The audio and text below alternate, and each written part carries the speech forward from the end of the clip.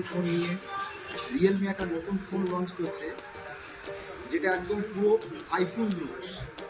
দেখে বোঝা যাবে না যেন একদম পুরো আইফোনের মতো। 3টে কালার দিয়ে নিয়ে আসছে, খুব ভালো ভালো কালার আছে। থেকে ইউনিক যেটা, এই রেঞ্জের মধ্যে 7000 mAh ব্যাটারি।